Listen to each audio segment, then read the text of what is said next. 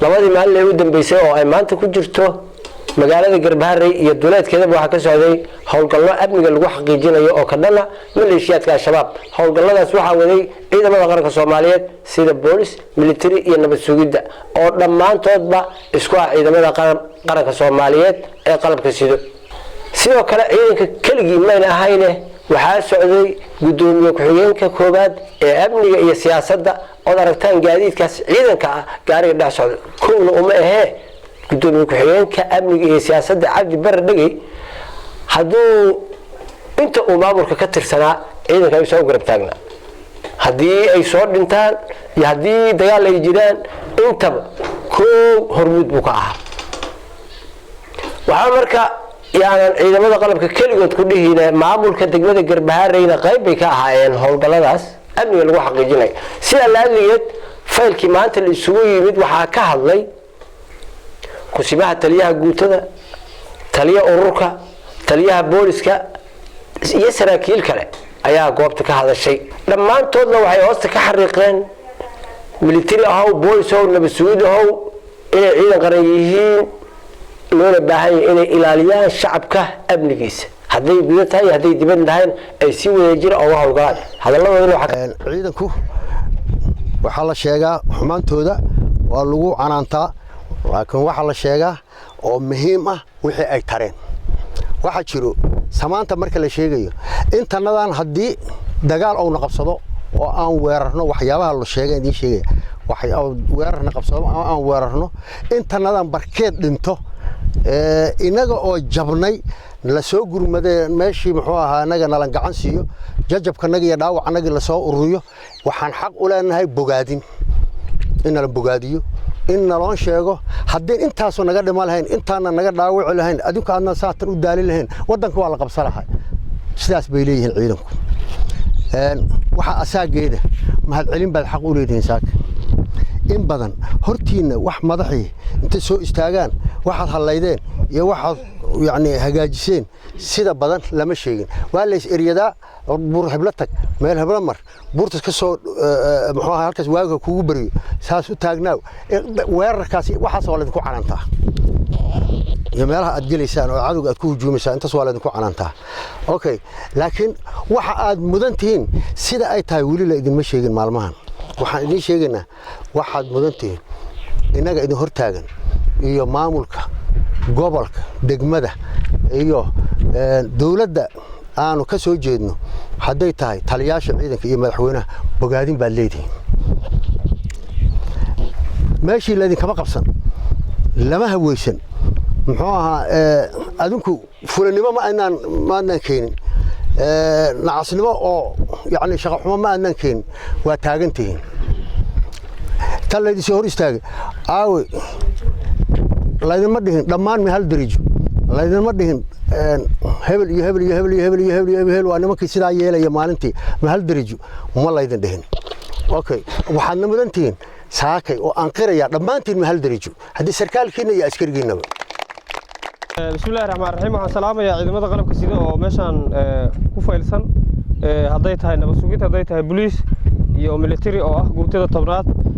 sidoo kale saraakiisha iyo maamulka ka soo qayb galay kulankan salaamu calaykum waraxmatullaahi wabarakaatu salaan kadib saakayta waxaan isugu imaanay howlo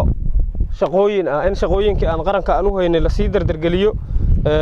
waajibaadka aan lahayn la sii fuliyo laga bilaabo maantay wixii maanta ka bilowdo waxaan u istaagaynaa shaqo oo ah inaan waajibaadka qaranka uu nafarahayo horeyba aan u haynay aan gudano howlgalla la galahayaa ilaa 30 kilomitir 40 kilomitir iyo meelo xogaha cadowga annagu kale saraakiishii hogaamiyaasha ciidanka nahay waajibaadyo iyo xogo fara badan oo nagu soo dhacahayo intaba inaan fulinaa loo baahan yahay waxaan saaka meeshan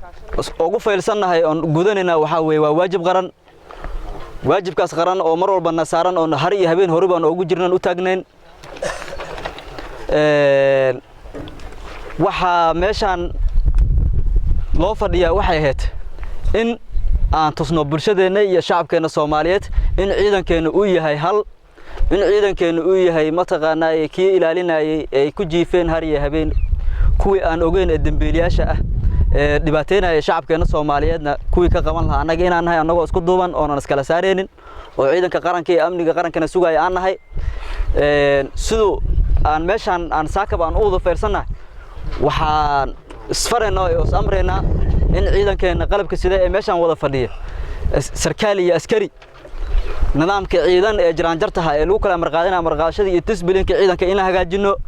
in aan u hogaansanaano awaamirta madaxdeena in aan fulino shaqooyinka qaran ee aan marka hore aan u taagneenbo oo fulinteed ciidan hadaad maqasho ciidan waa fulin anaga waxaan ka marqaadanaa madax in aan madaxdeena adeecno in sida jiraan jarta ciidanimada lafteeda in adinka laftiina aad laftiina aad fulisaan amarada madaxdiina iyo saraakiishin ila taliyoonka ugu hooseeya inaad fulisaan amarka madaxdiina guutada waxaad ogaanaysaa ayaga cod dheer leh inay diraan oo hawlgal la sameeyo oo la abaabulo oo cadowgan gudaha soo galayo sida saga fogoyn lahayn oo tulub raaqa aan bariya bari dama shaa ugu cabilayn arintaas in la sameeyana waa codsanaya anu halkaan taliyorin ba ka aan jiray halkaan tulub raaqan tagi jirnay rays qolaan tagi jirnay buraabaan tagi jirnay oo ilaahay igu ogyahay been ma sheegaya ayadoo lagu seexan waayay oo nimanku ay kama nala gashadeen oo suuqa ay saas kale yihiin waa lagu jiraa meesha shaah la cabi waay baan waxaan keenay oo go'aansanay inaan wareegno habeen iyo maalin baan istaagin oo buskud aan samaysano oo dharka ku qaadano habeen dhax samayno oo anagoo subaxii ka soo galayna la arka meel hablo oo nugula sheegay meel fog nugula sheego shabaabkii wuxuu naga tagay meel aan dhaweyn buu naga tagay haddana qorshihi asaga in la sameeyaan codsanaya aniga hadda lugta badan ma geli karo xoogaa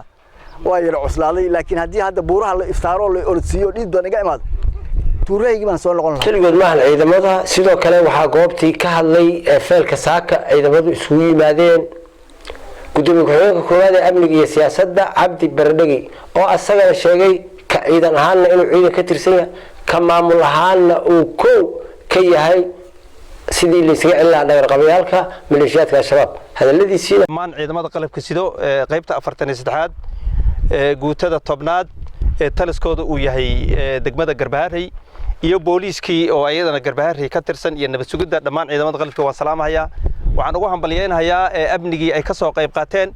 iyo maartay hawlgalladii ay soo galeen iyo wax qabadkii muuqday oo maartay ay ka qabteen gobolkan iyo degmada Garbaharey ay ka qabteen aad baan ugu mahadcelinayaa waxa weeye waana ku faraxsanahay waxaan leenahay Allah idin guuleeyo dawladda federaalka ahna waxaan horeyna ugu codsanay haddana ku codsanay in maartay indha dheer maadaama furun ay joogaan in maartay indha gaar lagu fiiriyo ciidamadana waa codsanaynaa waxaan kaloon saraakiisha iyo ciidamada saaka ugu hambalyeeynayaa in diyaar loo yahay in maartay la hawlgalo oo maartay hawlgallo cusub la bilaabo oo la diyaar garoobo annaguna diyaar garowgan ka midnahay haddaan maamulka degmada aan nahay waxaad ogtiin ciidamada dawladda federaalka iyo kuwa Jubbaland inay maartay hawlgallo ay ka fuliyeen jubbada hoose oo guulo waaweyn ay soo hooyeen annaguna maalmaha waxaan rajaynaynaa insha Allah guulo la taaban kara inaan maartay aan soo qabanno waxaan idinku baraarujinayaa hawlgalka loo diyaar garoobo shacabka Soomaaliyeed oo idin garab taagan oo canshuurtooda bixiyo oo waxa weeye informationka iyo xogaha idin siiyana waxa weeye waa in loo dhagan nuglaado oo ayagana garab la siiyo taas marka waxaan leeyahay ciidamada gabagabadii halkan oo ogaaday baa jirto Soomaaliya waxa xukumi kara wixii madaxa ka gooyo laayo dilo ayaa maamuli karo